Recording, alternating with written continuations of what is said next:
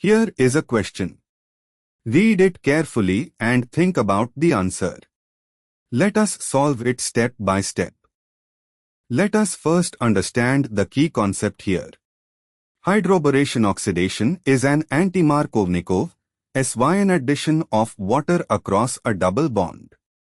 The boron, electrophilic, adds to the less substituted carbon of the alkene, and the hydrogen adds to the more substituted carbon. Subsequent oxidation with H2O2 replaces the B with O with retention of configuration. Moving on to the next step. Identify the substrate. Methylene cyclohexane has an exocyclic double bond. The cyclohexane ring bears A is equal to CH2 group. The two carbons of the double bond are I, the exocyclic is equal to CH2, less substituted, terminal carbon, and 2, the ring carbon bearing D is equal to CH2, more substituted, secondary carbon attached to two ring carbons. Moving on to the next step. Apply hydroboration retroselectivity. In hydroboration, BH3 adds boron to the less hindered, less substituted carbon.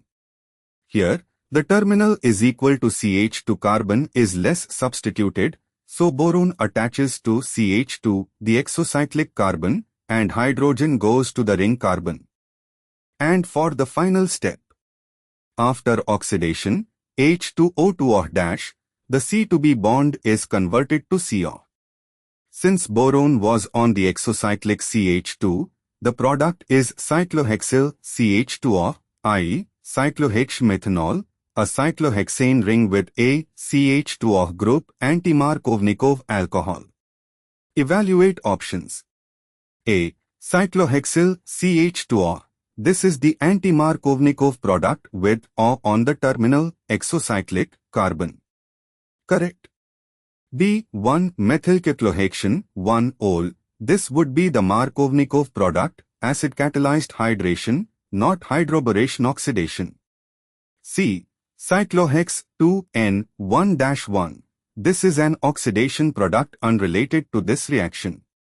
D. Cyclohexane 1-carboxylic acid. This requires oxidation beyond an alcohol, not the result of hydroboration-oxidation. Therefore, the correct answer is A. Therefore, the correct answer is option A.